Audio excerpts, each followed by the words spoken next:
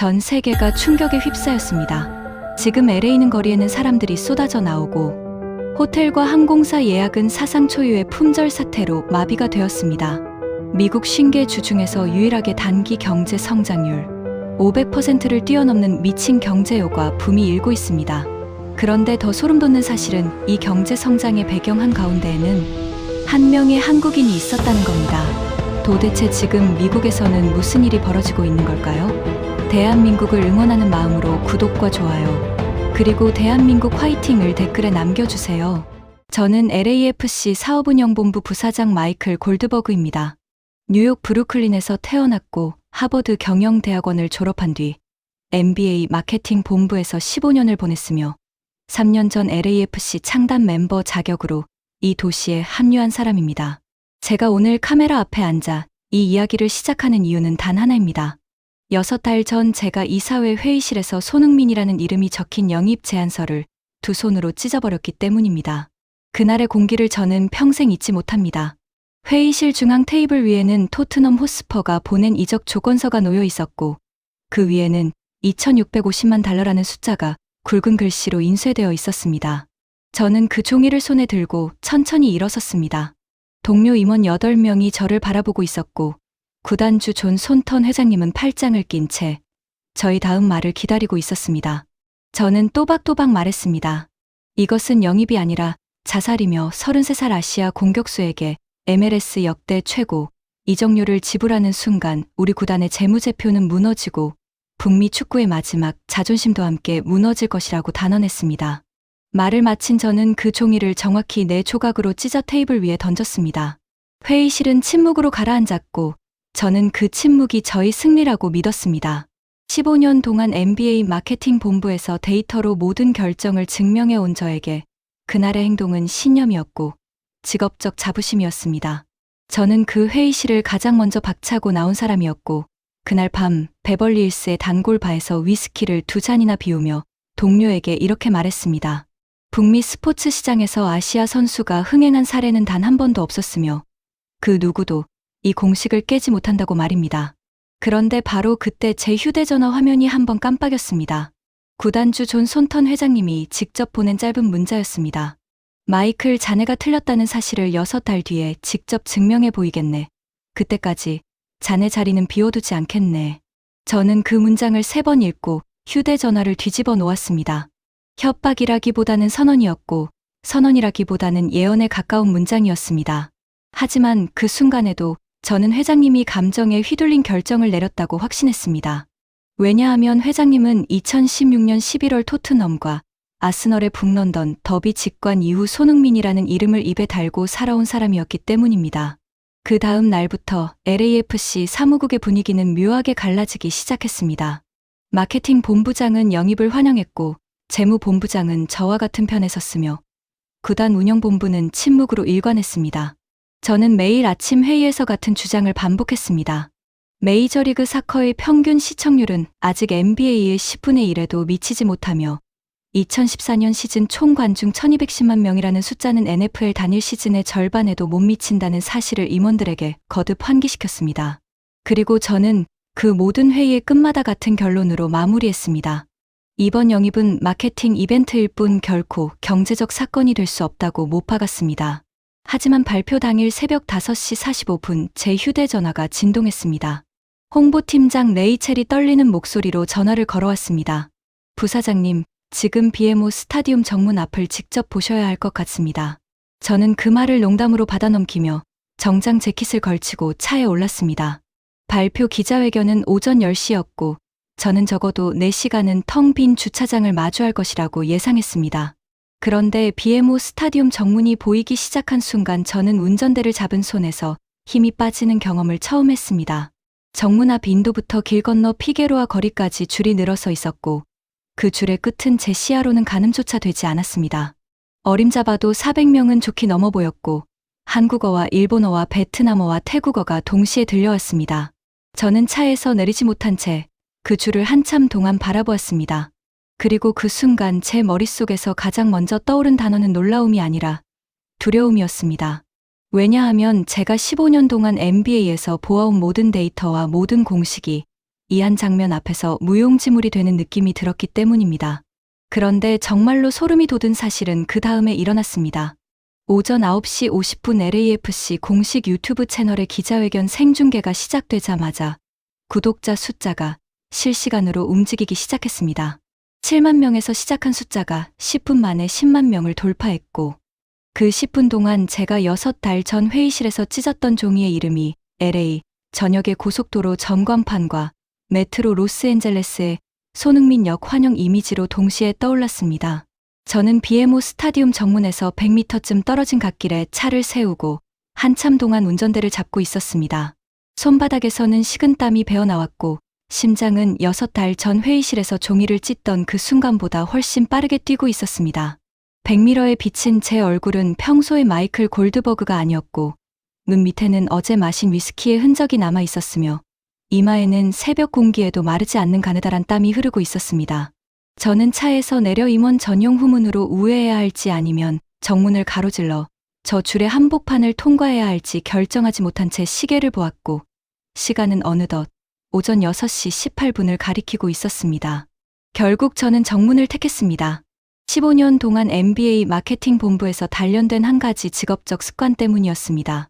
데이터가 예상을 빗나가는 순간 반드시 현장에 가장 가까운 거리에서 그 빗나감의 원인을 직접 호흡해야 한다는 원칙이었고 그 원칙은 제가 NBA 파이널과 올스타전과 슈퍼볼 주간을 거치며 한 번도 어긴 적이 없는 저만의 직업적 신조였습니다. 저는 정장 재킷의 단추를 채우고 사원증을 안주머니에 깊숙이 밀어 넣은 뒤 그 줄을 향해 천천히 걸어갔습니다. 한 걸음 한 걸음 다가갈 때마다 줄에서 흘러나오는 웅성거림은 점점 또렷한 언어의 모양을 갖추기 시작했습니다. 가까이 다가갈수록 줄의 풍경은 제 예상과 완전히 달랐습니다. 줄의 맨 앞에 서 있는 사람은 캘리포니아, 억양의 백인 청년이 아니라 한국어로 통화 중인 40대 여성이었습니다. 그녀의 손에는 코팅된 사진 한 장이 들려 있었고 그 사진은 토트넘 호스퍼의 흰 유니폼을 입은 손흥민이 골을 넣은 직후 두 팔을 벌리고 있는 장면이었습니다. 그녀의 발치에는 작은 캐리어 가방이 놓여 있었고 그 가방의 손잡이에는 인천국제공항의 수화물 태그가 아직도 매달려 있었습니다. 그녀의 뒤로는 일본 오사카에서 새벽 비행기를 타고 왔다는 청년 3명이 서 있었고 그 뒤로는 멜버른에서 환승 2번을 거쳐 도착했다는 호주 노부부가 종이컵에 담긴 따뜻한 차를 나누어 마시고 있었습니다. 줄의 더 뒤편에는 베트남 호치민에서 출발했다는 가족 단위 관광객이 어린 아들에게 손흥민의 등번호가 적힌 수제, 응원 피켓을 들려주고 있었습니다. 저는 그 풍경을 보며 처음으로 한 가지 사실을 인정해야 했습니다. 이 줄은 LA의 줄이 아니라 태평양 전역에서 출발한 줄이었습니다. 저는 15년 동안 북미 스포츠 시장의 소비자, 동선을 분석해왔지만 단 한 번도 이런 종류의 국제선 줄을 본 적이 없었습니다. NBA 파이널 7번째 경기조차 새벽 6시에 이런 인종분포를 만들어내지는 못했고 슈퍼볼 결승 주간조차 인천과 오사카와 멜버른의 환승 항공권을 동시에 끌어당기지는 못했으며 메이저리그 월드시리즈조차 어린아이의 손에 외국 선수의 등번호 피켓을 들려주지는 못했습니다. 그런데 바로 그때 줄의 중간에 서 있던 한 청년이 저를 알아보았습니다. 그는 LAFC 공식 유튜브 채널을 매일 시청한다는 한국계 유학생이었고 제 얼굴을 4년 전 구단 공식 행사 영상에서 기억하고 있었습니다. 그는 정중한 영어로 저에게 다가와 한 가지 질문을 던졌습니다. 부사장님 6달 전 이사회에서 손흥민 영입을 반대하셨다는 소문이 정말 사실인가요? 저는 그 질문 앞에서 처음으로 말문이 막혔습니다. 소문이 어떻게 그 줄의 한복판까지 흘러들었는지 그리고 그 정보의 출처가 어디인지 짐작조차 되지 않았기 때문이었습니다. 청년의 눈빛은 비난도 조롱도 아니었고 그저 진심 어린 호기심이었으며 그 호기심이 저에게는 그 어떤 비난보다 무거운 무게로 다가왔습니다. 저는 어색한 미소로 그 질문을 흘려보내고 임원 전용 출입구로 걸음을 옮겼습니다. 사무실 책상 앞에 앉아 컴퓨터를 켰을 때 시간은 오전 7시 2분이었고 저는 그제야 참았던 한숨을 길게 내쉬었습니다. 그리고 저는 그 한숨이 끝나기도 전에 두 번째 충격을 마주해야 했습니다. 책상 위에 놓인 사내 메신저 화면에는 마케팅 본부장 카를로스가 보낸 5줄짜리 보고가 떠 있었습니다. 발표한 시간 전부터 BMO 스타디움 공식 온라인 스토어의 손흥민 7번 유니폼 사전 예약 페이지에 동시 접속자가 4만 명을 돌파했고 결제 서버가 두 차례 다운되었으며 토론토와 시카고와 마이애미의 MLS 공식 굿즈 매장에도 손흥민 유니폼 사전문의 전화가 폭주하고 있다는 내용이었습니다. 보고서의 마지막 줄에는 카를로스가 짧게 덧붙인 한 문장이 빛나고 있었습니다. 부사장님, 이건 마케팅이 만든 숫자가 아닙니다. 이건 그냥 그 사람의 이름이 만든 숫자입니다. 저는 그 메시지를 2번 읽고 의자 깊숙이 몸을 묻었습니다. 그리고 저는 그 의자에서 한 가지 자기 방어의 문장을 머릿속으로 떠올렸습니다. 이것은 일시적 현상이며 발표 당일에 호기심이 만들어낸 거품일 뿐이고 일주일이 지나면 이 모든 숫자는 평균값으로 회귀할 것이라는 문장이었습니다.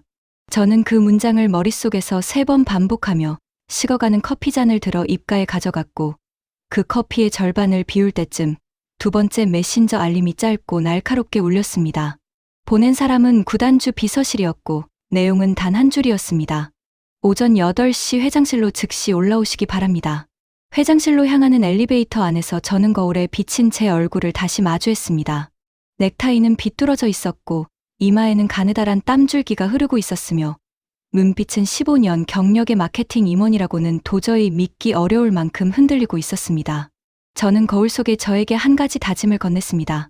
회장님 앞에서는 절대로 흔들리는 모습을 보이지 않겠다. 그리고 오늘 새벽의 줄과 오늘 아침의 서버다운은 한 명의 선수가 만든 결과가 아니라 마케팅팀의 사전 작업이 만든 결과라고 끝까지 주장하겠다는 다짐이었습니다.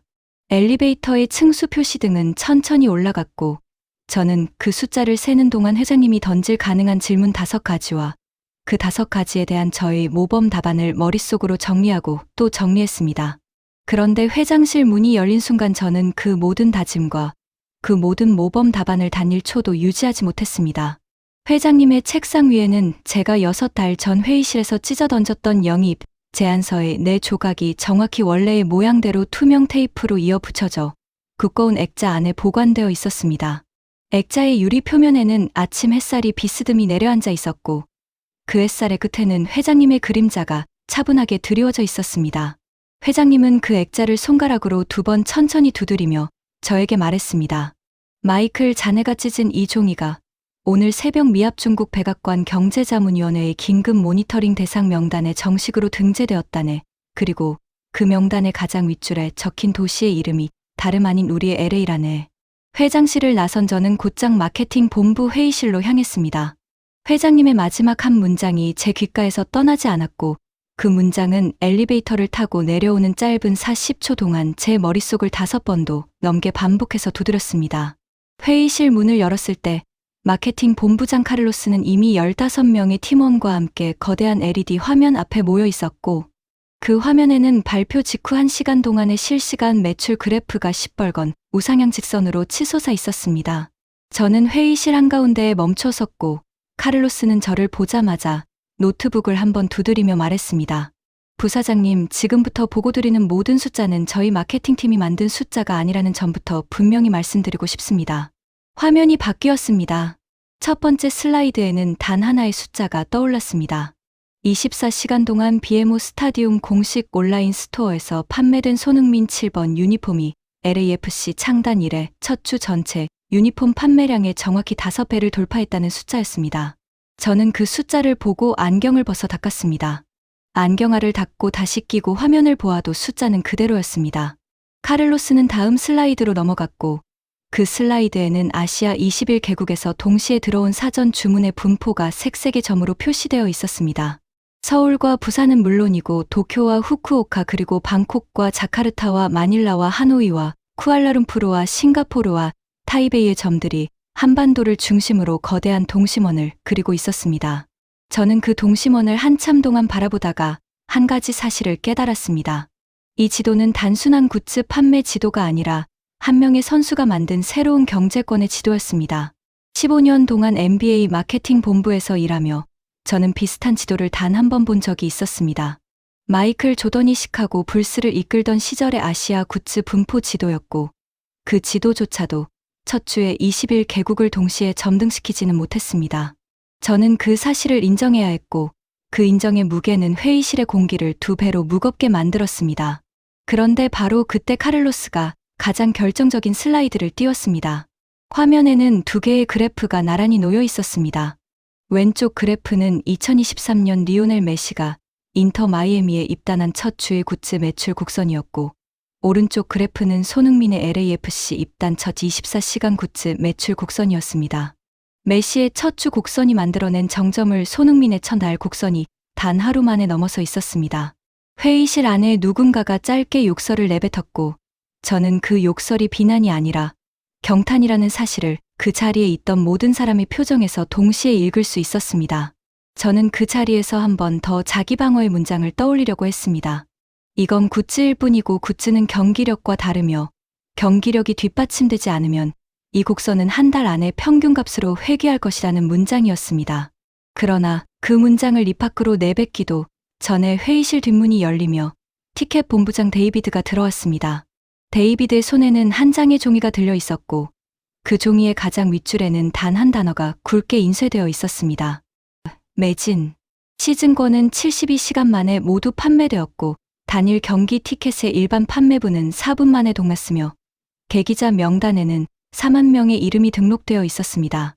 데이비드는 종이를 회의실 책상 위에 내려놓으며 한 문장을 덧붙였습니다. 부사장님, 더 충격적인 사실은 리세일 시장입니다. 그는 노트북 화면을 회의실 LED로 미러링했고, 그 화면에는 손흥민 데뷔 전 액면가 150달러짜리 좌석이 1200달러에 거래되고 있는 실시간 리세일 페이지가 떠 있었습니다. 액면가의 정확히 8배였습니다. 저는 그 숫자를 보고 의자에 앉지도 못한 채 회의실 벽에 등을 기댔습니다. NBA 파이널 7번째 경기의 리세일 프리미엄도 평균 4배를 넘긴 적이 없었고, 슈퍼볼 결승전의 평균 프리미엄도 5배를 넘긴 적이 단 2번뿐이었습니다. 회의실의 분위기가 어색하게 가라앉았을 때 입구 쪽에서 다시 한 사람이 들어왔습니다. 스폰서십 본부장 레이첼이었고, 그녀의 양손에는 두꺼운 서류철 2개가 들려 있었습니다. 그녀는 한쪽 서류철을 책상 위에 올려놓으며 말했습니다. 부사장님, 발표 직후 12시간 동안 저희 본부에 접수된 신규 스폰서십 문의가 정확히 173건입니다. 그 가운데 한국 대기업이 41곳, 일본 기업이 28곳, 동남아 기업이 34곳이며 나머지는 모두 북미 본토의 기업입니다. 그녀는 두 번째 서류철을 펼치며 한 가지 사실을 덧붙였습니다. 기존 북미 스폰서 가운데 7곳이 자발적으로 계약 금액의 2배 증액을 제안해왔으며, 그 가운데 2곳은 노출 시간 확대를 위해 광고, 보드의 위치 변경까지 요청해왔다는 사실이었습니다. 저는 회의실의 LED 화면과 책상 위의 서류철과 동료들의 표정을 차례대로 바라보며 한 가지 사실을 인정해야 했습니다. 이것은 거품이 아니었습니다. 이것은 일시적 현상도 아니었습니다. 이것은 제가 15년 동안 신봉해 온 북미 스포츠 마케팅의 모든 공식이 한 명의 선수 앞에서 다시 쓰여지고 있는 현장이었습니다. 저는 그 인정의 순간 처음으로 한 가지 감정을 느꼈습니다. 분노도 아니고 굴욕도 아니고 두려움도 아닌 묘한 호기심이었습니다. 도대체 이 한 사람의 이름이 어떻게 이 모든 숫자를 동시에 끌어당기는가, 그리고 그 끌어당김의 정체가 무엇인가 하는 학문적인 호기심이었습니다. 그런데 바로 그때 회의실의 LED 화면이 갑자기 빨간색 알림으로 깜빡였습니다. 카를로스가 노트북을 두드리자 화면이 LA 도심의 실시간 교통정보 페이지로 전환되었습니다. 다운타운에서 BMO 스타디움 방향의 모든 도로가 진한 빨간색으로 표시되어 있었고, 그 도로 위에는 동일한 패턴의 차량 행렬이 끝없이 이어지고 있었습니다. 카를로스는 마우스 커서로 그 행렬의 끝을 가리키며 한 가지 사실을 조용히 알려주었습니다. 부사장님, 저 차량들의 절반 이상이 렌터카이며 그 렌터카들의 출발지가 LAX 국제선 터미널과 롱비치 공항과 산타모니카 공항으로 모두 1시간 이내에 도착한 항공편의 승객들입니다. 화면의 오른쪽 아래에는 작은 글씨로 한 줄의 뉴스 속보가 흐르고 있었습니다. 미합 중국 연방항공청이 LAX 국제선 터미널의 시간당 도착 항공편 수를 임시로 40% 증편하기로 긴급 승인했다는 한 줄짜리 속보였습니다. 회의실을 빠져나온 저는 곧장 사무실로 돌아와 책상 앞에 앉았습니다. 그러나 책상 위에는 이미 새로운 보고서 3권이 가지런히 쌓여 있었고, 그 보고서의 표지에는 각각 다른 본부의 이름이 인쇄되어 있었습니다. 부동산 본부와 호스피탈리티 본부, 그리고 글로벌 항공협력 본부의 보고서였습니다. 저는 가장 위에 놓인 부동산 본부의 보고서를 가장 먼저 펼쳤고, 그 첫 장에는 단 한 줄의 헤드라인이 굵게 인쇄되어 있었습니다. BMO 스타디움 반경 3km 이내의 모든 호텔 객실이 향후 12주 동안 단 한 칸도 남김없이 매진되었다는 헤드라인이었습니다. 저는 그 헤드라인을 2번 읽었습니다. 12주 매진이라는 숫자는 슈퍼볼 결승 주간이나 NBA 올스타 위크 같은 단발성 메가 이벤트에서조차 단 한 번도 본 적이 없는 숫자였습니다. 저는 보고서의 2번째 장을 넘겼고 그곳에는 호텔별 객단가 변동표가 정리되어 있었습니다. 인터컨티넨탈 다운타운의 평균 객단가가 한 박 $450에서 $1200로 정확히 2.7배 상승했고 리츠칼튼 LA의 스위트룸은 한 박 $8000에 거래되고 있었으며 BMO 스타디움 정문에서 도보 10분 거리의 모든 에어비앤비가 평소 시세의 5배에 예약되어 있었습니다. 저는 그 표를 손가락으로 짚으며 한참 동안 숨을 골랐습니다. 그런데 바로 그때 사무실 문이 노크도 없이 열렸습니다. 부동산 본부장 마르코가 숨을 헐떡이며 들어왔고 그의 손에는 갓 인쇄된 한 장의 종이가 들려 있었습니다. 그는 그 종이를 제 책상 위에 내려놓으며 말했습니다. 부사장님, 다운타운의 공실률 지표가 단 일주일 만에 무너졌습니다. 종이 위에는 한 줄의 그래프가 인쇄되어 있었고 그 그래프는 LA 다운타운 상업용 부동산의 공실률이 35%에서 7%로 수직 낙하한 곡선을 보여주고 있었습니다. 저는 그 곡선을 보며 책상 모서리를 두 손으로 짚었습니다. 15년 동안 북미 어느 도시의 어느 상업지구에서도 단 일주일 만에 이런 폭의 공실률 하락을 본 적이 없었기 때문이었습니다. 마르코는 한 가지 사실을 덧붙였습니다. 공실을 채운 임차인의 70%가 한국과 일본과 동남아의 외식 프랜차이즈 그리고 한류 굿즈 전문점이며 그 가운데 42곳이 이미 코리아타운 외곽까지 진출 계약을 마쳤다는 사실이었습니다. 그는 마지막으로 한 장의 사진을 책상 위에 올려놓았습니다. 사진 속에는 코리아타운 한복판의 어느 건물 외벽이 찍혀 있었고 그 외벽에는 손흥민의 LAFC 유니폼 사진이 건물 전체를 덮을 만큼 거대한 크기로 걸려 있었습니다. 사진의 모서리에는 작은 글씨로 한 줄이 적혀 있었습니다. 이 벽화의 광고 단가가 단 일주일 만에 평소의 12배로 책정되었다는 한 줄이었습니다. 저는 부동산 보고서를 덮고 2번째 보고서를 펼쳤습니다. 호스피탈리티 본부의 보고서였고 그 첫 장에는 단 한 장의 사진이 인쇄되어 있었습니다. 사진 속에는 LAX 국제선 터미널의 입국장이 찍혀 있었고 그 입국장의 천장에는 거대한 현수막이 걸려 있었습니다. 현수막에는 영어와 한국어가 함께 적혀 있었고 그 문장은 LA 시장 카렌 베스가 직접 승인한 환영 메시지였습니다. 호스피탈리티 본부장은 보고서의 2번째 장에서 한 가지 사실을 알려주었습니다. 발표 후 일주일 동안 LAX 국제선 도착 승객이 평소 대비 정확히 190% 증가했으며 그 가운데 인천발 항공편의 탑승률이 단 7일 만에 평균 72%에서 100%로 상승했다는 사실이었습니다. 저는 그 숫자를 보고 잠시 의자에서 일어났습니다.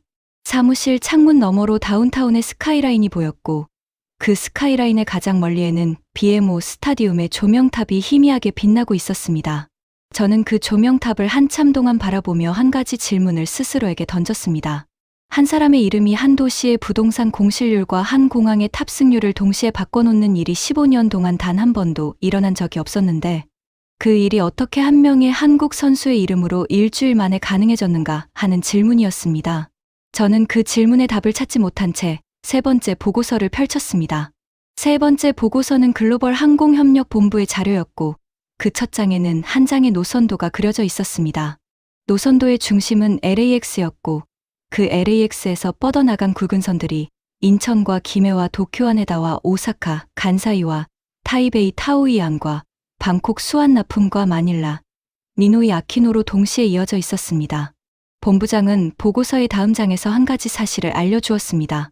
인천에서 LAX로 향하는 직항 항공편이 주당 42편에서 68편으로 증편되었고 그 증편 신청을 단 한 차례의 검토만으로 즉시 승인한 항공사가 정확히 15곳이라는 사실이었습니다. 저는 그 노선도를 보며 2번째 충격을 받았습니다. 15년 동안 북미 어느 도시도 한 명의 선수 영입으로 15개 항공사의 동시 증편을 끌어낸 적이 없었습니다.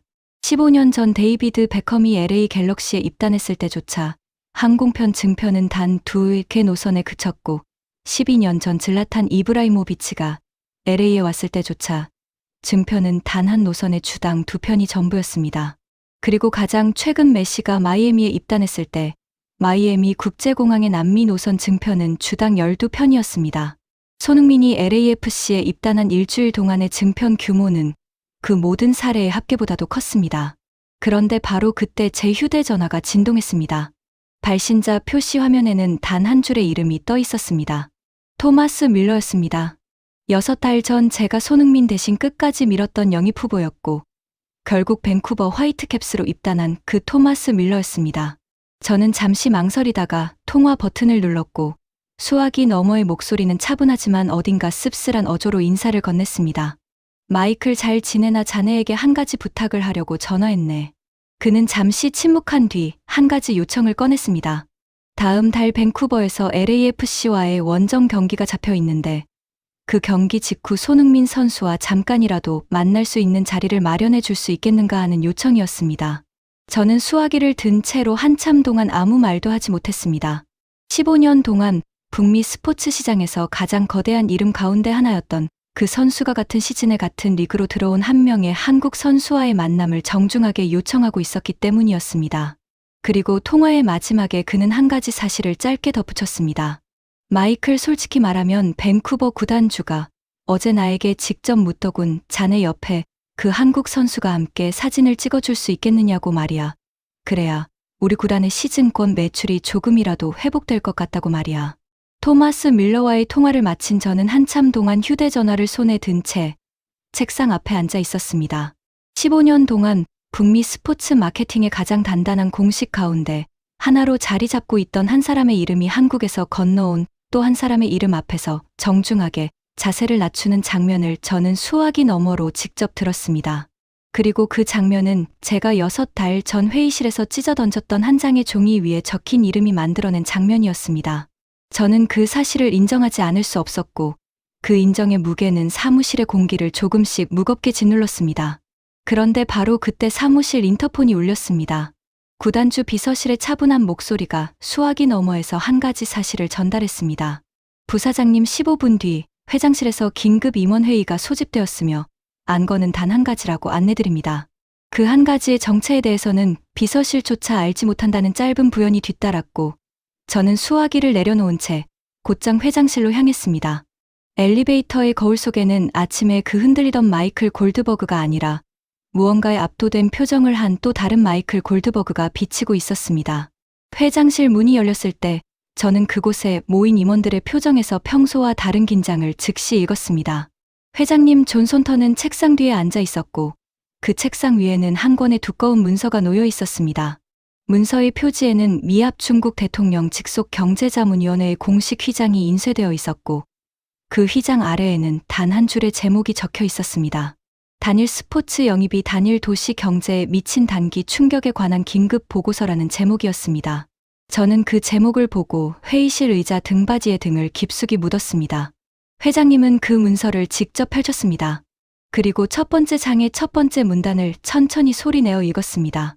본 위원회는 LAFC가 손흥민을 영입한 시점을 기준으로 LA 단일 도시의 단기 경제 성장률이 미합 중국 50개 주의 평균 단기 성장률을 정확히 500% 상회하는 이상 신호를 포착했으며 본 위원회는 이 현상을 단일 인물 단일 영입에 의한 단일 도시 경제 충격의 최초 사례로 공식 분류한다는 문단이었습니다. 저는 그 문단을 듣는 동안 손바닥에 땀이 다시 흐르기 시작하는 것을 느꼈습니다. 15년 동안 북미 스포츠 마케팅의 어떤 사례도 백악관의 직속 위원회로부터 공식 분류 대상이 된 적은 단 한 번도 없었습니다.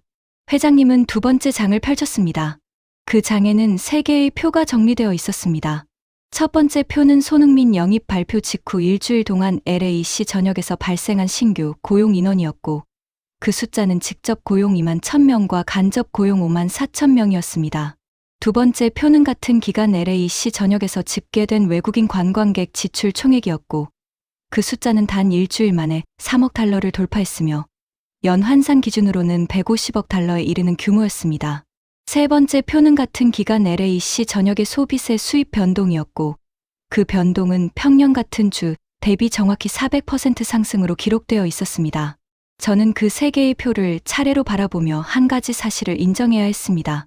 이 숫자는 더 이상 LAFC의 숫자가 아니었고 더 이상 한 구단의 영입성과의 숫자도 아니었으며 한 도시의 단기 경제 보고서의 첫 페이지를 한 사람의 이름이 단독으로 점령한 숫자였습니다. 저는 그 인정의 순간 의자에서 살짝 일어서려다 다시 주저앉았습니다. 15년의 자존심이 한꺼번에 무너지는 소리가 회의실의 침묵 속에서 가장 큰 소리로 들렸기 때문이었습니다. 그런데 바로 그때 회장실의 대형 LED 화면이 자동으로 켜졌습니다. 화면 속에는 LA 시청 앞 광장이 비치고 있었고 그 광장의 중앙 단상 위에는 LA 시장 카렌 베스가 마이크 앞에 서 있었습니다. 시장은 정장 차림으로 시청 직원들과 시민들 앞에서 한 가지 공식 발표를 시작하려는 참이었습니다. 회장님은 리모컨으로 볼륨을 천천히 올렸고 회의실 안의 모든 임원이 동시에 화면 쪽으로 고개를 돌렸습니다. 시장의 목소리가 회의실을 가득 채웠습니다.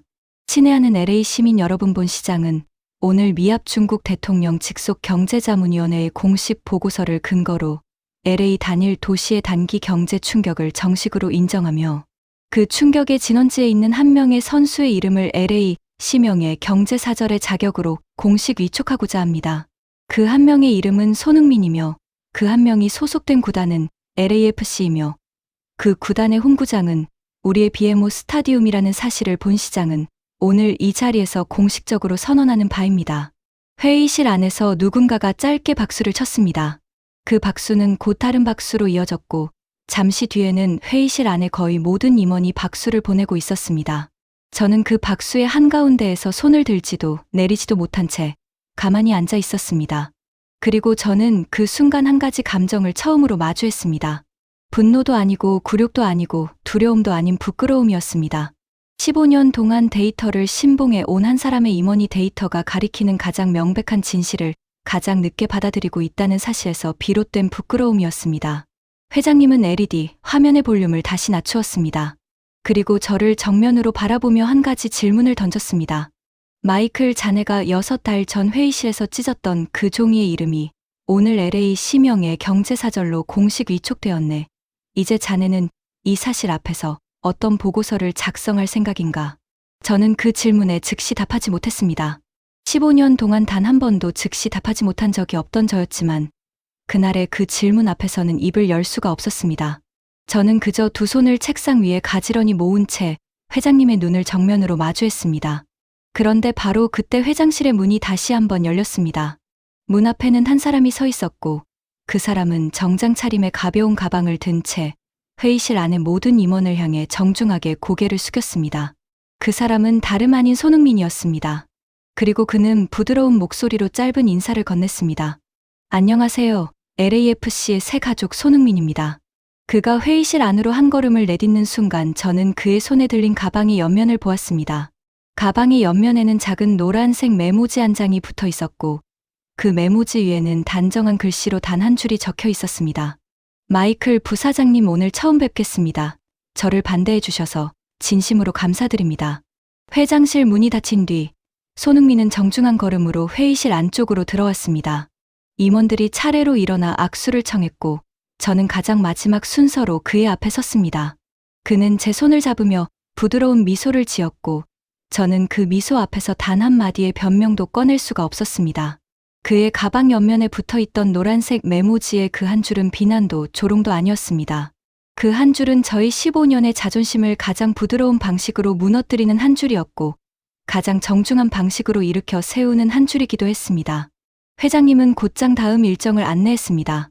일주일 뒤 BMO 스타디움에서 시애틀 사운더스와의 홈 경기가 예정되어 있었고 그 경기는 손흥민의 LAFC 데뷔 무대로 전 세계의 시선이 집중되어 있는 경기였습니다. 회장님은 저에게 한 가지 임무를 부여했습니다. 그 경기의 모든 임원석 동선과 모든 볼트 IP 라운지 운영을 마이클 골드버그 부사장이 직접 책임지고 진행하라는 임무였습니다. 저는 그 임무를 받아들고 회장실을 나섰고 그 임무는 6달 전에 저였다면 결코 받아들이지 않았을 임무였습니다. 일주일은 빠르게 흘러갔습니다. 그리고 경기 당일 오전 저는 BMO 스타디움 임원석 복도에서 한참 동안 그라운드를 내려다보고 있었습니다. 잔디는 햇살 아래에서 가장 깊은 초록빛으로 빛나고 있었고 관중석은 이미 경기 시작 3시간 전부터 가득 차 있었으며 그 관중석의 한가운데에는 거대한 카드 섹션이 준비되어 있었습니다. 카드 섹션의 문구는 한국어로 적혀 있었고 그 문구는 어디라도 꿈속이라도 너를 따라가겠다는 한 줄이었습니다. 저는 그 한 줄을 한참 동안 바라보다가 옆에 서 있던 홍보팀장 레이첼에게 짧게 물었습니다. 저 응원가가 정확히 언제부터 사용된 응원가인가? 레이첼은 차분하게 답했습니다. 부사장님, 저 응원가는 이미 2019년부터 우리 LAFC 서포터즈가 한국 수원 삼성 블루윙즈의 공식 허락을 받아 한국어 가사 그대로 부르고 있는 응원가입니다. 저는 그 답을 듣고 한참 동안 입을 열지 못했습니다. 15년 동안 LAFC의 마케팅과 사업 운영의 한복판에 서 있던 저였지만 그 응원가의 역사조차 모르고 있었던 것입니다. 그리고 그 사실은 제가 6달 전 회의실에서 영입 제안서를 찢었던 그 순간에 이미 결정되어 있던 사실이었습니다. 저는 그 응원가의 한국어 가사가 LA의 하늘 아래에서 가장 자연스럽게 울려 퍼지는 도시를 위해 손흥민이라는 이름이 가장 정확한 시점에 합류했다는 사실을 그제야 깨달았습니다. 킥오프 휘슬이 울렸습니다. 손흥민은 LAFC의 7번 유니폼을 입고 왼쪽 측면에서 경기를 시작했고 첫 터치부터 BMO 스타디움의 관중석은 거대한 함성으로 흔들렸습니다. 전반 12분 그는 첫 번째 슈팅을 시도했습니다. 페널티 박스 외곽에서 시도한 왼발 가마차기였고 그 슈팅은 골대 상단 모서리를 살짝 비껴갔습니다. 전반 27분 두 번째 슈팅이 이어졌고 그 슈팅은 시애틀의 골키퍼가 가까스로 손끝으로 막아냈습니다. 전반 종료 직전 세 번째 슈팅은 골대를 정확하게 강타했고 그 소리는 임원석 유리창까지 진동시킬 만큼 묵직했습니다. 저는 임원석에서 몸을 일으켜 발코니 난간을 두 손으로 짚었습니다. 그라운드 위에 손흥민은 33살의 나이가 무색할 만큼 빠른 스피드로 시애틀의 좌우 측면 수비를 흔들고 있었고 그 흔들림의 한가운데에는 시애틀의 중앙 수비수 김기희가 서 있었습니다. 두 명의 한국 국가대표가 같은 그라운드 위에서 정면으로 부딪히는 코리안 더비가 BMO 스타디움의 한복판에서 펼쳐지고 있었습니다. 후반 18분 손흥민은 네 번째 슈팅을 시도했고 후반 22분 그는 코너킥 상황에서 헤더로 다섯 번째 슈팅을 시도했으며 후반 31분 여섯 번째 슈팅은 김기희의 몸을 맞고 굴절되었습니다. 저는 그 굴절의 순간 가장 가까이에서 한 가지 사실을 보았습니다. 김기희가 손흥민에게 짧게 무언가를 건넸고 손흥민은 그 말을 듣고 가볍게 고개를 끄덕였습니다. 두 사람의 짧은 대화가 BMO 스타디움 한가운데에서 한국어로 오갔다는 사실을 저는 임원석의 망원 카메라 화면을 통해 정확히 확인했습니다. 그리고 그 대화의 장면이 미합 중국 전역의 생중계로 송출되는 동안 ESPN의 메인 캐스터는 한 가지 코멘트를 영어로 송출했습니다. 지금 이 그라운드의 가장 중요한 두 명의 선수가 한국어로 대화하고 있으며 그 대화의 무대는 다름 아닌 미국의 메이저리그 사커의 공식 경기장이라는 코멘트였습니다. 후반 38분 손흥민은 7번째 슈팅을 시도했습니다. 그 슈팅은 골대를 정확하게 비껴갔지만 그 슈팅의 직후 손흥민은 곧장 오른쪽 측면으로 달려갔고 그곳에서 동료 티머시 틸먼에게 정확한 패스를 연결했습니다. 후반 41분 틸먼은 타일러 보이드의 크로스를 마무리하며 LAFC의 결승골을 만들어냈고 그 골의 시작점에는 손흥민의 7번째 슈팅 직후의 압박 라인이 있었습니다. 경기는 LAFC의 1대0 승리로 마무리되었고 그 승리는 LAFC의 3연패를 끊어내는 승리였으며 LAFC를 서부 컨퍼런스 5위로 끌어올린 승리였습니다. 저는 경기 종료 휘슬이 울리는 순간 임원석에서 잠시 자리를 떴습니다.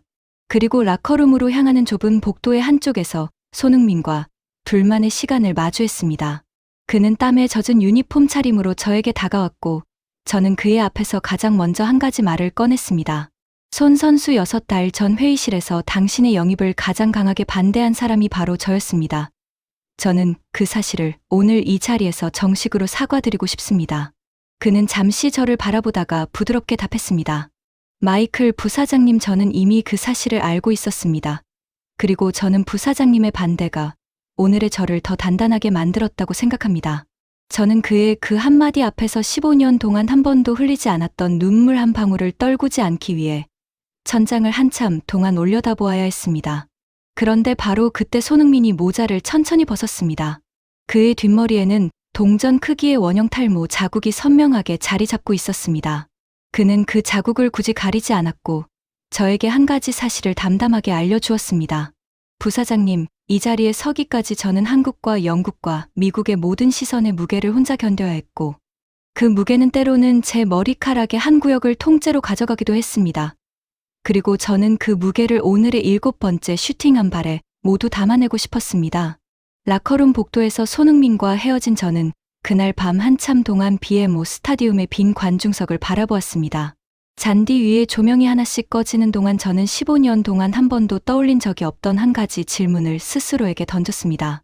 한 명의 선수가 한 도시의 경제와 한 리그의 위상과 한 임원의 인생관을 동시에 바꾸어 놓는 일이 정말로 일어날 수 있는가 하는 질문이었습니다.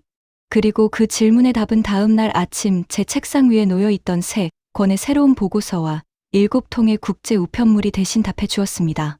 첫 번째 자료는 미합 중국 ESPN 본사가 보낸 공식 협조 요청서였습니다. ESPN은 손흥민의 LAFC 데뷔 이후 한 달간의 모든 데이터를 분석한 1시간짜리 단독 특집 방송을 준비하고 있었고, 그 방송의 제목은 단 한 단어로 결정되어 있었습니다. 손 이펙트라는 한 단어였습니다. 협조 요청서의 두 번째 장에는 그 방송의 기획 의도가 적혀 있었고, 그 의도는 한 명의 아시아 출신 공격수가 북미 스포츠 시장의 마지막 무관심 지대였던 메이저리그 사커의 시청률 곡선을 단 4주 만에 정확히 3.1배 끌어올린 현상을 데이터로 해부한다는 한 줄이었습니다. 저는 그 요청서를 책상 위에 내려놓고 두 번째 자료를 펼쳤습니다. 두 번째 자료는 디 애슬레틱의 단독 분석 기사 시안이었고, 그 기사의 첫 문단은 단 한 줄의 인용으로 시작되고 있었습니다.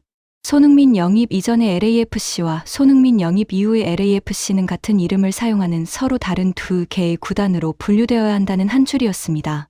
그 한 줄의 인용 출처는 다름 아닌 디 애슬레틱의 수석 데이터 분석가 매튜 도일이었고, 그는 메이저리그 사커의 모든 영입 사례를 15년 동안 추적해온 가장 권위 있는 분석가 가운데 한 명이었습니다.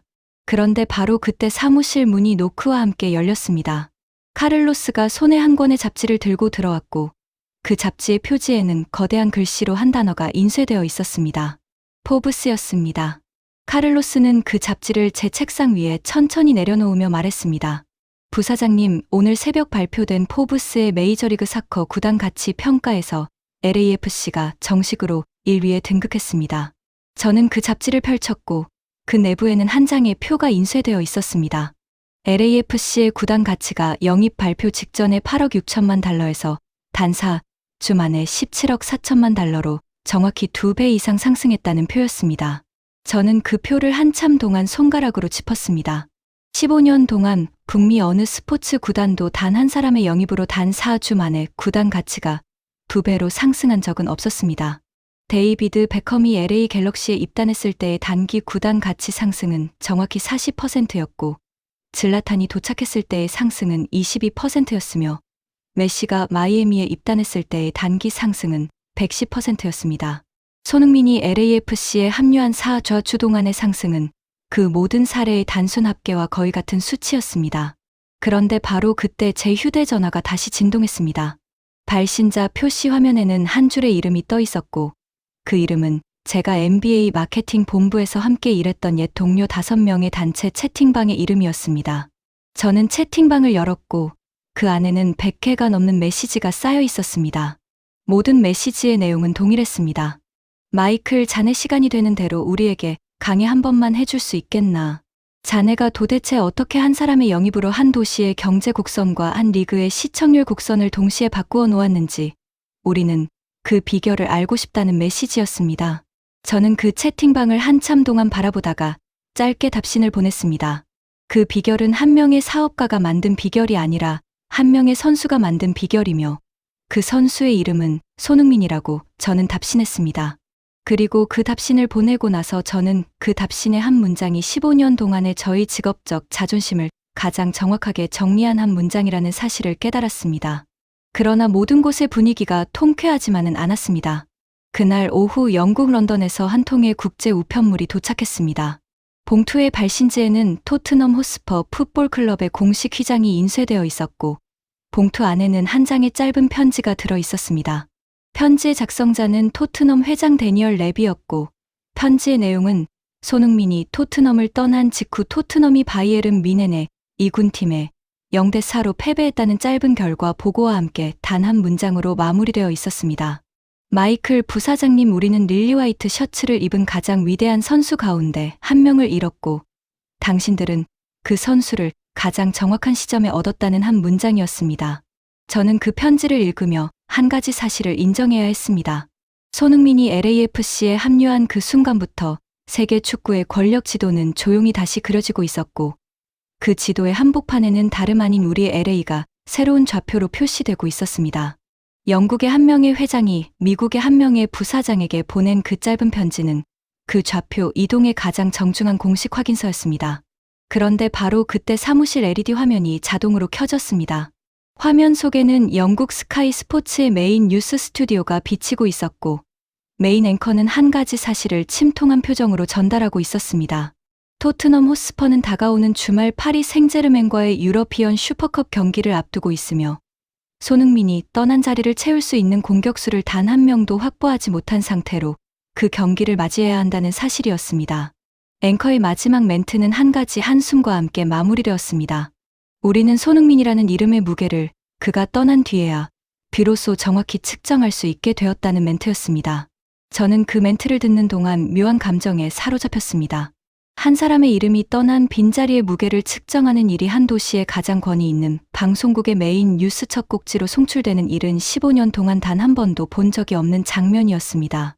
그리고 그 장면을 바라보는 동안 저는 사무실 책상 위에 놓인 3권의 보고서와 한 통의 편지와 한 장의 잡지를 차례로 손으로 짚었습니다.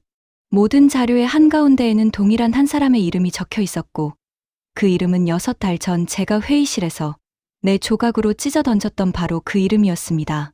그런데 바로 그때 사무실 인터폰이 다시 울렸습니다. 회장님, 비서실이었고 전달 사항은 단 한 줄이었습니다. 부사장님, 다음 주 미합 중국 메이저리그 사커 커미셔너 연례 컨퍼런스의 기조연설자가 마이클 골드버그 부사장으로 정식 확정되었으며, 연설의 주제는 자유형식이라는 한 줄이었습니다. 미합 중국 메이저리그 사커 커미셔너 연례 컨퍼런스가 열리는 날 아침, 저는 평소보다 2시간이나 일찍 잠에서 깨어났습니다. 호텔 창밖으로는 LA 다운타운의 스카이라인이 아직 푸른 새벽빛에 잠겨 있었고, 그 스카이라인의 한가운데에는 BMO 스타디움의 조명탑이 멀리서 희미하게 빛나고 있었습니다. 저는 그 조명탑을 한참 동안 바라보며 15년 동안 단 한 번도 해본 적이 없는 한 가지 결심을 다시 한번 손바닥에 옮겨 적었습니다. 오늘 이 자리에서 나는 마이클 골드버그라는 한 사람의 자존심을 완전히 내려놓겠다는 결심이었습니다. 연설장 입구에 도착했을 때 그곳에는 이미 1000명이 넘는 청중이 자리하고 있었습니다. 메이저리그 사커 30개 구단의 모든 임원과 북미 스포츠 마케팅 업계의 거의 모든 의사 결정권자가 한자리에 모여 있었고, 무대 정면의 거대한 LED 화면에는 이미 제 이름과 직책이 푸른 글씨로 비치고 있었습니다. 저는 무대 뒤편의 좁은 대기실에서 노트북의 마지막 슬라이드를 한 번 더 확인했고, 그 슬라이드에는 단 한 장의 영상 파일이 첨부되어 있었습니다. 6달 전 LAFC 이사회 회의실의 천장 카메라에 녹화되어 있던 한 장면이었습니다. 기조연설의 시작을 알리는 음악이 흐르고 저는 무대 위로 올라섰습니다. 1000명의 시선이 동시에 저에게 집중되는 동안 저는 마이크 앞에서 한 번 깊은 숨을 내쉬었습니다. 그리고 저는 첫 문장을 천천히 꺼냈습니다. 친애하는 동료 여러분, 저는 오늘 이 자리에서 한 편의 영상을 가장 먼저 여러분께 공개하고자 합니다. 이 영상은 6달 전에 저의 가장 부끄러운 일뿐이며, 동시에 오늘의 저를 가장 정직하게 설명해 줄 수 있는 유일한 일뿐이기도 합니다. 무대 뒤편의 LED 화면이 어두워졌고, 그 어둠 속에서 한 장면이 천천히 떠올랐습니다. 화면 속의 마이클 골드버그는 LAFC 이사회 회의실 중앙에 서 있었고, 그의 손에는 손흥민의 영입 제안서가 들려 있었습니다. 화면 속의 그는 그 제안서를 두 손으로 정확히 네 조각으로 찢었고, 그 네 조각을 테이블 위에 던지며 한 가지 단어를 또박또박 내뱉었습니다. 자살이라는 단어였습니다. 영상은 정확히 46초의 길이로 재생되었고, 그 46초 동안 연설장 안에서는 단 하나의 기침 소리도 들리지 않았습니다. 영상이 끝나는 순간 저는 무대 위에서 한 가지 행동을 했습니다. 저는 마이크 앞에서 천천히 무릎을 꿇었습니다. 1000명의 청중 앞에서 한 명의 임원이 무릎을 꿇는 장면은 북미 스포츠 컨퍼런스의 역사에서 단 한 번도 연출된 적이 없는 장면이었습니다. 저는 무릎을 꿇은 자세로 마이크를 손에 쥐고 한 가지 문장을 천천히 읽어 내려갔습니다. 저는 오늘 이 자리에서 한 명의 선수에게 정식으로 사과드립니다. 그 선수의 이름은 손흥민이며 그 선수가 소속된 구단은 LAFC이며 그 구단의 홈은 우리의 LA입니다. 연설장의 침묵은 한참 동안 깨지지 않았습니다. 그리고 그 침묵의 가장 먼 끝자리에서 한 사람의 박수 소리가 작게 들려오기 시작했습니다.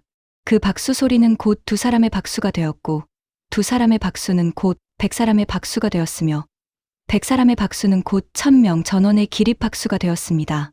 저는 무릎을 꿇은 자세에서 천천히 일어섰고 일어선 순간 저는 한 사람을 무대의 가장 가까운 객석에서 발견했습니다.